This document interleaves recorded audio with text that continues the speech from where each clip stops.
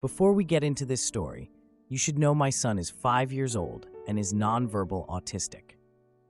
When I was pregnant, my grandfather-in-law, Robert Sr., told me that if I had a son and named him Robert IV, he would inherit the family fortune of several $1,000,000 worth of real estate and investments. This was his dying wish that his name lived on. I agreed to it because I wanted to do what's best for the family. My grandfather-in-law told me that his will was that the property be passed to his son, Robert Jr., my father-in-law, and then to his son and my husband, Robert III, and then left to our son, Robert IV, who would most likely pass it on to his son one day. Well, he passed shortly after and left everything to his son with future intentions known and agreed upon. I had my son Robert IV, and I thought that would be the end of it, until a week ago. My father-in-law has 2 sons, Robert, my husband, the oldest, and Richard, the middle child. Robert, my husband, is hardworking, good with money, and reliable. My brother-in-law, on the other hand, is not. He can't hold a job. He has multiple kids from different moms that he barely sees, let alone takes care of. He's also been in and out of rehab or jail, petty theft or drug use, etc. Nothing major the last decade. He's been given every opportunity to turn his life around and refuses each time. He's been given cars, job opportunities, places to live that other people who don't have wealthy parents to fall back on would unalive for. He never takes it seriously and always takes it for granted. The only reason he is alive right now is being constantly bailed out or enabled by my mother-in-law. Most recently, we've given him our house at my mother-in-law's suggestion, so he could have a place to stay after he got out of rehab and to give him a safe place for his kids to visit so he could try to build a relationship with them. My husband and I needed a bigger place for our growing family anyway, so we agreed to it and bought a second home, and Richard moved into the first. He now pays the mortgage and whatever is needed to maintain the property. It's been a few months, and surprisingly, he's been making the payments on time despite not having a job. I suspect my mother-in-law has been giving him the money. I thought everything was fine until last Sunday when we got together for dinner. My brother-in-law mentioned how he couldn't wait to move to his new place.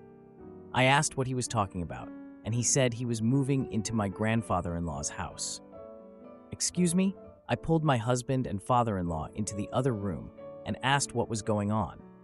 My husband had no idea, but my father-in-law told me that he was changing the will to leave the property and investments money my grandfather left behind for our son to Richard. My husband and son would be getting my father-in-law's property and smaller portfolio. Normally I wouldn't care, but this property was promised to my son. My son is nonverbal autistic, which we didn't know when my grandfather-in-law passed away. I'm not sure if he'll ever be able to live on his own or take care of himself after we're gone. My husband and I always planned if that were the case, our son could move into the property guest house and rent out the main home, which is currently being used as a family beach house for weddings or events or reunions, etc. He could survive off that and the money from the portfolio to pay for a caretaker. This would give him a chance to live independently, and if he turned out to not need additional support in the future, then it was his to pass on, or live in, or whatever.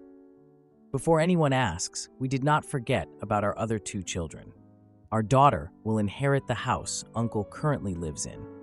Our second son will inherit our current home. Yes, their inheritance will be significantly less than their older brother, but it was never our money to give away.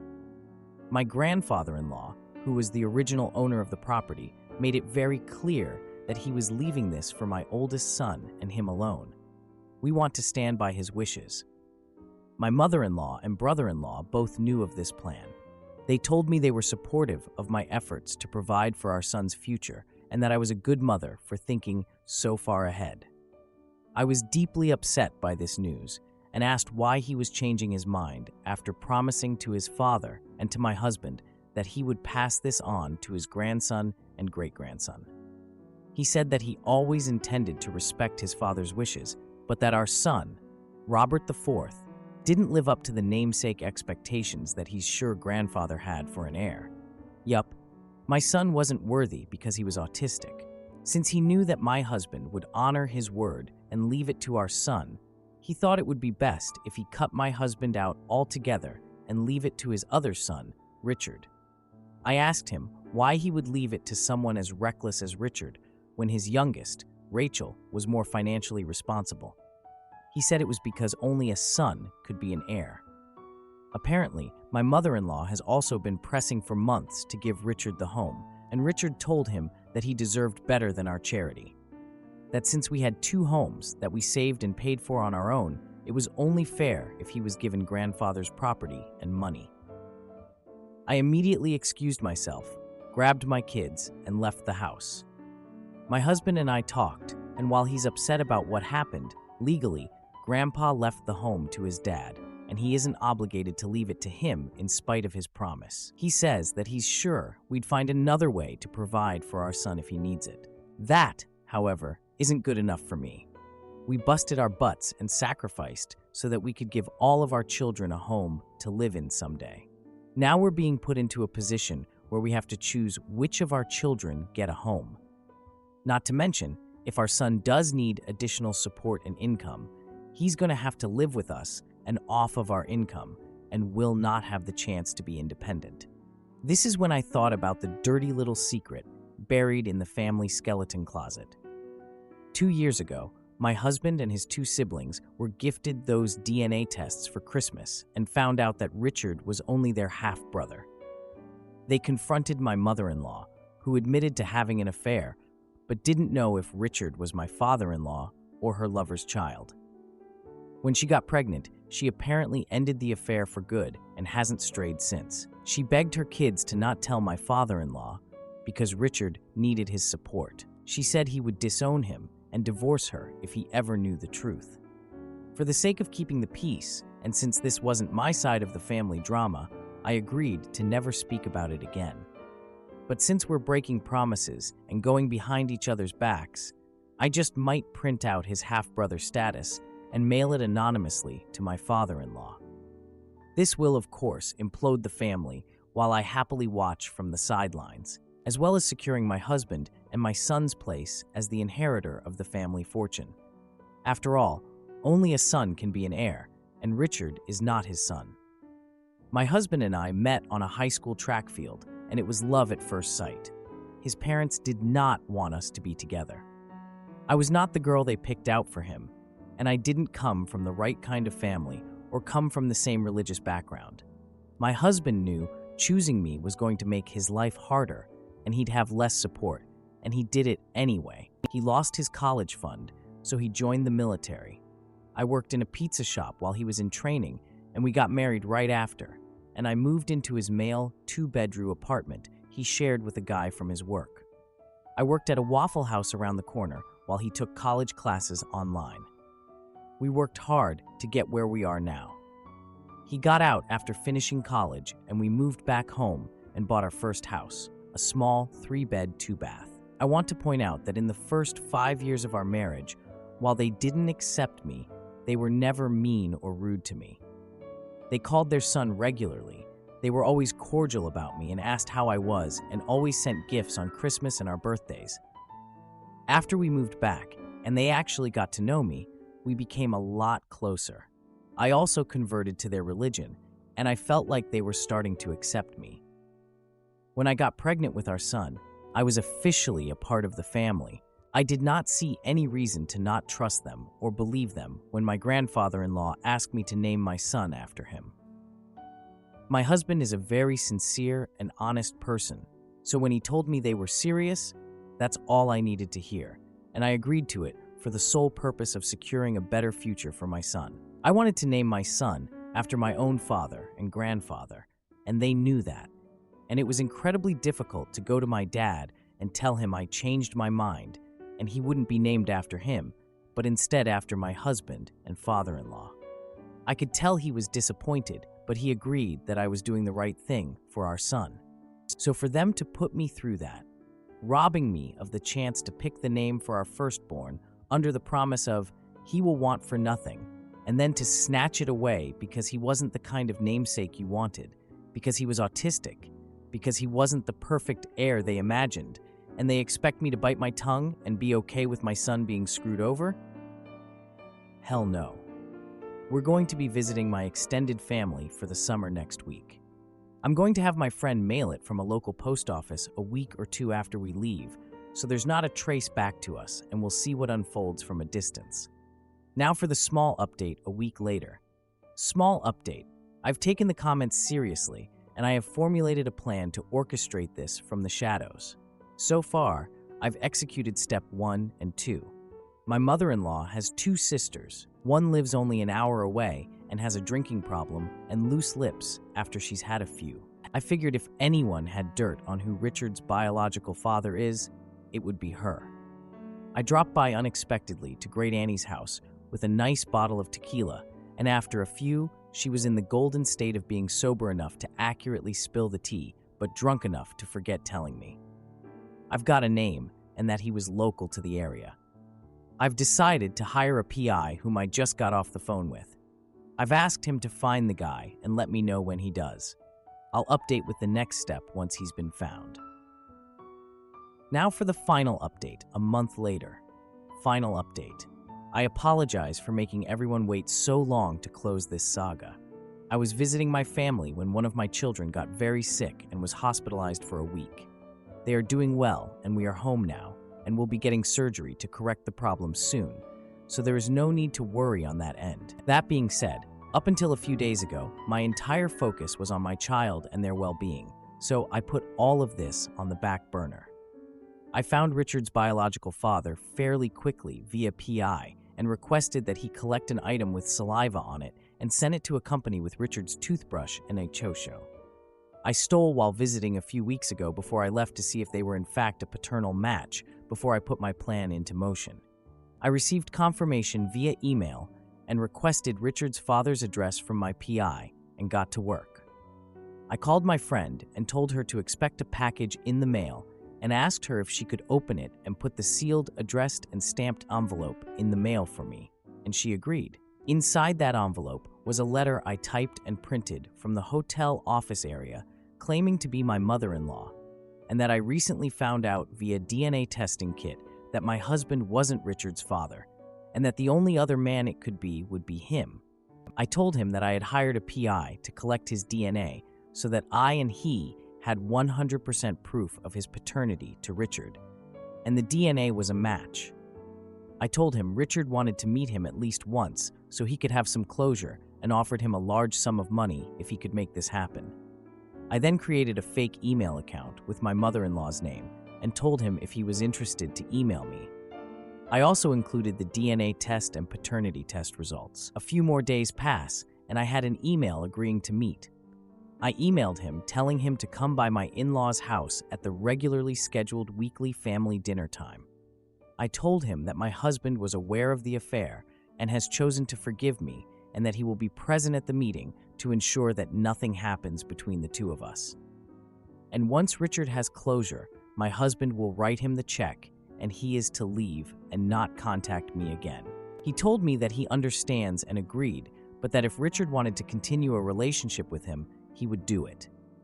He never had any children of his own when he was younger and was excited to learn he had a son. I told him that was Richard's choice, but to never contact me or my husband again. I also told him to bring the paternity and DNA tests with him, as Richard wanted to see them, and I didn't have any extra copies. I gave him specific instructions to not knock or ring the doorbell, since my daughter gets notifications on her phone when someone rings, and she didn't need to know about him unless Richard wanted her to. I told him the door would be unlocked. It always is for family dinners, and we would be waiting in the dining room.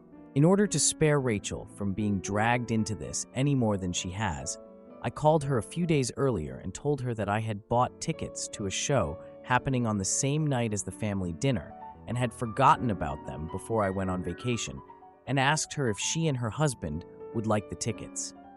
She said yes, and thanked me, and I went online, purchased 2 tickets, and then texted them to her. The only wrench in my plan I didn't anticipate was being in the hospital with my child at the time that all hell broke loose. I was in the hospital with them for about 3 days, while my husband was at the hotel with our other 2 when he got the call from father-in-law.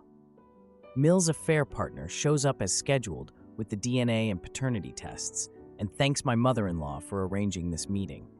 He apologizes to my father-in-law for what he did so many years ago and hopes he can forgive him someday, then hands the papers to my father-in-law. He then goes to Richard and tells him he's grateful that he wanted to meet him and asks if he has any questions for him. Mother-in-law doesn't say a word and is completely frozen, and Richard has no idea why this man is shaking his hand, trying to hug him, as father-in-law is frantically flipping through the papers. Boom. Father-in-law starts screaming and cursing and comes to Richard's bio-father to hit him when mother-in-law comes in between them and starts begging for forgiveness, saying it was so long ago and she hasn't seen him in 20+ years. Father-in-law screams at bio-father to get out before he unalives him, and bio-father takes off out the door.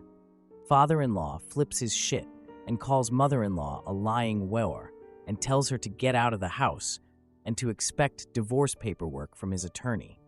She drops to her knees, begging him not to do this and to think of Richard. Father-in-law then turns to Richard and tells him he's relieved that a lying, stealing POS drug addict was never his son, and tells him to get out and take his ex-wife with him. He then storms out of the dining room and starts packing all of mother-in-law's things and throwing them in the hall by the front door. Richard eventually takes his sobbing mother off the floor and leaves. After they're gone, father-in-law called my husband and told him what happened, followed by Richard. Richard says that mother-in-law is with him at the house he's renting. He then demands that my husband abandon me and our sick child and fly home so that he can talk to his dad and fix things, and that he doesn't want mother-in-law living with him when he moves to his new house. My husband tells him no, that he will come home as scheduled and talk to father-in-law then, and hangs up. My husband then calls me and tells me what has happened, and I ask him what he wants to do. He says he's okay, and right now we're just going to focus on our family and we'll deal with this when we get home, and we turn off our phones until then. We get home, and I have 1,000,000 missed calls from everyone. Brother-in-law got drunk and showed up at father-in-law's house later that night, demanding he take her back, saying she's his wife, not his, and it's his job to take care of her, and that there isn't room for her at his new house. My father-in-law, as predicted, tells him that there is no new house now or ever, that only his son will ever inherit that house, and to get out. Brother-in-law then punched father-in-law, and father-in-law called the cops and had him arrested. Father-in-law froze all of the bank accounts, so mother-in-law couldn't bail him out.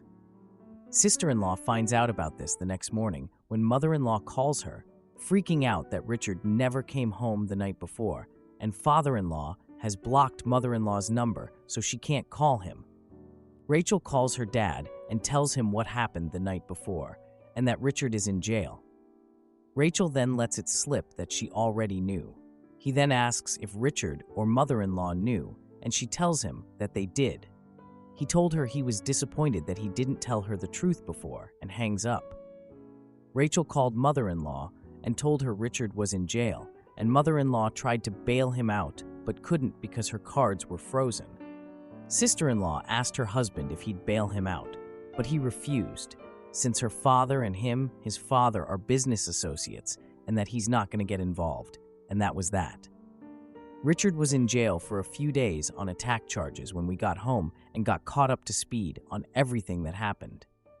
My husband went and bailed Richard out solely for his niece's sake and gave him a ride back to our rental home. He then went to father-in-law's house so they could talk. Father-in-law asked if he knew, and my husband told him he did. Father-in-law asked him why he didn't tell him the truth, and my husband told him he wanted to, but that his mom begged him not to, and that she was sorry and that it would never happen again, and that he wanted to protect both of them and his siblings from the pain of a divorce. Father-in-law told him he understood, and that his mother shouldn't have put that burden on him, and that he doesn't know what he would have done if he was in his position, but that he forgives him. He told father-in-law he bailed Richard out, and father-in-law says he doesn't care and that my husband can be there for him as his brother, but he's done having him for a son. He says that Richard knew for years that someone who wasn't his father had bailed him out and taken care of him again and again, and Richard never appreciated it, and that he was done. He asked father-in-law if he was really divorcing his mother, and he said he was. If she had told him about the affair when it happened, they maybe could have worked past it, but she lied to him for decades, and he can't forgive that. He can't forgive that she passed off another man's child as his son. He's done with her and never wants to see either of them again. He then apologized to my husband about the house and that he knew it was wrong, and that all of this has reminded him about the importance of keeping your vows promises. He would have his attorney correct the will to its original state before filing divorce proceedings. Father-in-law and mother-in-law signed a prenup with an infidelity clause, so she will get nothing she didn't come into the marriage with, so she cannot interfere with the will or the house anymore. He did, however, request that my husband honor his request and not allow mother-in-law or Richard access to the property. My husband agreed, but said that he still needed to make sure that his mother was taken care of, regardless of what happened. She's still his mother. Father-in-law then offered to build a mother-in-law suite at our rental home with brother-in-law so she could have somewhere to live and someone could keep an eye on Richard and his kids. My husband asked if he would drop the charges against Richard for the sake of his kids, and my father-in-law said he'd see what he could do about it. My husband thanked him for talking to him and said that he'd see him again once our child was feeling better. My husband called my mother-in-law, who is still a wreck, and told her what they talked about and about her moving in with Richard, and she lost it. My husband then reminded her of their prenup and that he had kept her secret for as long as he did, and now he needed to stand with his dad, and she reluctantly agreed. He also spoke to Richard, who was also pissed off that he wouldn't be getting the property and now would have to share the house with his mother. My husband also reminded him that we bailed him out and are letting him live in our home at cost. The least he can do for us and his mother is let her live here too. He also reluctantly agreed. Finally, my husband called his sister to see how she was doing. She and father-in-law had a long talk, and they're doing okay. He was disappointed that neither Rachel nor my husband told her the truth, and that hurts. But he still loves her, and that he will always be there for her. He just needs some time to work through things. And he's going to call her and my husband when he's ready for us to have a family dinner again, but that we'd be going out to eat from now on. My husband and I had a long talk about how he feels, and he says he feels good getting the weight off his chest and having it out in the open. He feels bad about his mom, but that she made her choices and has to stand by them, and that he will make sure that she is taken care of if Richard drops the ball. We aren't sure what that looks like yet, but we'll cross the bridge when we get to it. I asked him how he felt about the will being reinstated, and he said that he's relieved that we don't have to worry about our son anymore, and that he's grateful that everything worked out the way God intended it to. As for Richard's biofather, he emailed me after the dinner and asked what the hell happened. I told him my husband couldn't handle seeing the man who slept with his wife in person and lost it. He was free to reach out to Richard and arrange a meeting if he wanted to, and to not contact me again. I sent him Richard's phone number and deleted the email address. I have no idea if they are in contact or have any current plans to meet. Thank you to everyone for following my story and for all of your advice. I hope I never have to do this ever again. Being a master manipulator just isn't for me and is quite frankly exhausting, but for my son, it will always be worth it. Am I the idiot for locking up my bearded dragon after my sister put butter on him for a TikTok video? I have a bearded dragon named Phil, who I have had for about 1 year now. Phil is deeply loved by me and my family. My sister, who I will call Jane, really likes to make TikToks of Phil, which I have completely no problem with, since they're normally just videos of Phil running around or doing something silly like opening his mouth when he basks. Yesterday, my sister came up to me to show me a TikTok she had made of Phil. There is a trend on TikTok of putting butter on dogs as some audio plays over it of this guy saying butter dog. Well, Jane showed me a video of her putting some soft butter on Phil so that she could follow the trend. When I saw that, I became very upset. I had seen a video recently of someone explaining how doing this trend with bearded dragons can be dangerous because the butter will stick to their skin. And if they get put back under their basking light, the butter will heat up and basically burn the bearded dragon's skin. I told Jane to delete the video and that she can't do stuff like that with Phil, and quickly got him out from under his basking light that she had put him back under after the video, and started to bathe him in the tub to try and get off any of the butter she didn't wipe off. My sister came and told me I was overreacting and that it's just a fun trend. It snapped at her and told her I'm not letting her near Phil until she apologizes to me and promises to not do trends like these with Phil again, and ask me every time she wants to make a video with Phil. My sister got angry and told me she wasn't apologizing for just wanting to have fun with Phil and that I can't take Phil away from her. After I finished making sure all the butter was off, I put him back in his tank that's in my room and told her she's not allowed to come in and take Phil. My parents found out this morning and told me I was out of line for what I did and that it was just an innocent video. They told me I need to stop freaking out so much over things that involve Phil. My sister said she's not apologizing because she didn't know it would hurt Phil, so I should get over it and let her see Phil again. I feel like I can't trust her with Phil, though. If she hadn't shown me the video, Phil would have sat in his tank getting burned under his basking light, and I wouldn't even know until it was too late. I think I might be the jerk, because I could be overreacting, like my family say I am, and for yelling at her when she didn't know that doing the trend would hurt Phil. So Reddit, am I the jerk here? Now for the update. Hello. So sorry I haven't been on in a while. Things have been very busy for me, but I'm here with an update. So after my last post and getting all your feedback, I had ordered a lock for Phil's tank and put it on once I got it so that my sister couldn't just get him. I waited a bit to see if my sister would apologize, but she didn't.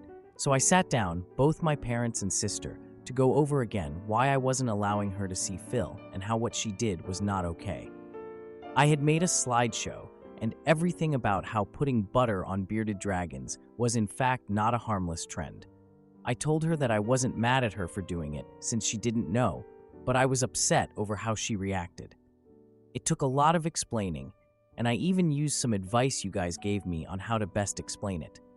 And after a lot of talking and a bit of arguing, it seemed they finally all got it. My sister got upset and apologized to me for how she reacted and seemed genuinely upset after she realized what she did to Phil. My parents also apologized for not taking my side and scolding me for what rules I set in place. The lock is still staying on the tank just in case, but my sister is now allowed to see him and play with him if she asks me, and she's not allowed to make any more videos of Phil without me being there to watch. She seems a bit irritated about the rules, but she follows the rules. I also got her to take down the video off of TikTok, and she ended up making a video on how what she did was stupid and that to not do what she did, which I'm very pleased with. She has gone back to making her harmless videos of Phil just running and playing, and all is going well now. I also want to thank Reddit again for the advice and reassurance that what I was doing wasn't wrong, since I honestly was pretty lost at that time. Phil is also doing well, and he appreciates all the compliments of the picture I posted. He knows he's a handsome boy, so he's happy to have gotten the appreciation he deserves. Am I the idiot for breaking up with my boyfriend because he refused to respect my boundaries and cried over adult content? I have had an IUD for the entire time my boyfriend and I have been together, and it has caused me nothing but problems with my hormones, severe cramping at random times, and my period is extremely irregular. Since I've had an IUD the whole time we've been together, I have always let him and wanted him to finish in me during intimacy. Now, since I'm getting my IUD removed, and it is recommended to not have intimacy for a week before getting it removed to prevent pregnancy, my boyfriend and I have been arguing about it nonstop. I have a very high libido, so does he. So I've been asking to have intimacy still with protection, or at least for him to pull out, And he says no, which is fine, but stated that the reason he's saying no is I'm breaking a boundary because he needs to finish in me. And by not letting him finish in me, I'm hurting him. He's getting upset because I keep trying to initiate intimacy, but I insist on using protection, which he doesn't believe in using. Last night, we got into another heated argument about this, and I went outside for a walk to take a breather. When I got home, I guess he didn't hear me come back in, because when I walked into our room, he was bawling his eyes out, crying with his weenie out and watching Korn. For context, watching Korn is something I've never been comfortable with, and he promised me he doesn't do it. The more that I think about it, I feel like this is his way of getting back at me for breaking his boundary. Now, I do feel bad because I kept asking, because I've been super aroused, and he told me it's a no unless he can finish in me. And I keep pressing him on the topic, but I feel like he's being unreasonable. It's like, well, what are we going to do once my IUD is out? I guess we'll never have intimacy again. Now for a few comments. Fun kitchen appliance. He doesn't believe in using protection, but has no problem with you having an IUD? What a load of crap. He doesn't believe in being inconvenienced, but has no issue with you being inconvenienced. Base clean. You just gave me an idea. Perfect solution is for him to get snipped. If he wants kids later, he can get it reversed or do IVF. Annie or Fred. Anyone else dying laughing at the idea of a grown man sobbing while watching Korn, let alone because he won't wear a condom. Also hilarious how he's trying to weaponize boundaries. One doesn't get to make a boundary about another person's body and ability to consent. Get rid of this loser and let him cry over Korn alone every night. That's one of the weirdest freaking things I've ever read on this sub. So weird. It's literal behavior of a child in a 26-year-old body. That's one hell of a drama king. Smoothie fruit. As a former dramatic teen, I'm wondering to what degree he staged that scene for her to witness. Now for the update one day later. First of all, thank you all for the support. I tried to read almost every message and comment, but there was a lot, so it's hard. Some of you thought I was super naive, and I feel like I needed to just hear the truth straight up. After posting and reading, I decided to end it pretty quickly. Just for some context, our relationship, other than this situation, honestly hasn't been great either. We're different races, and his parents don't accept me. He has strict Asian parents. He's extremely childish and immature, spends all day playing video games, and we do, honestly, constantly argue. The only thing that was good about our relationship was the intimacy part, and now that that's gone because of how he's acting, there's truly nothing good left in it. The plan was to break up with him as soon as he got home from work, and of course, today was the day that he was staying late at his job, and I just wanted to get things done and over with because it was eating me up inside. When he finally got home, he just ignored me, and part of me just wanted to ignore him back and not deal with it, but I knew what needed to be done. So I went to our room where he had been since he got off work. He was playing video games, and I told him that we needed to talk, which he rolled his eyes at. You guys said to be as direct as possible, so I told him that I was breaking up with him because he's manipulative and childish. Immediately, you could see the change in his face from smug to scared. He asked if I was seriously going to throw everything away because of a disagreement, and I told him it was bigger than that. He said if I wanted to leave him because I can't fulfill his needs, then to go right ahead. So I turned around to leave, and he said, wait, this is where I lost it. All the last months boiled over, and I said how manipulative and disgusting he was, all because he couldn't finish in me for a little while. That he was a child, and if he couldn't figure out how wrong he was at 26, then there was no fixing him. I also told him how pathetic he was for putting on such a show by crying while watching Korn just to try to make me feel bad. He said it wasn't a show. He just was upset that we were fighting all the time, and he happened to be watching Korn. He also doubled down by saying that coming in his woman is important and brought up his boundaries again. I told him how much nonsense that is and that he can't set boundaries on my body. We were both crying a lot. He then admitted that he acted this way to deter me from taking out my IUD. After that, I left to go to my parents' house, and he's tried calling and texting, all apologetic now, but I don't feel the need to ever talk to him again. Now for a few comments. Hey, you 101 1010 satisfying update. Frick that guy. Nice work. OP. Deadpan McNope tear jerking. Trays well handled. I commend you for being direct and taking a stand.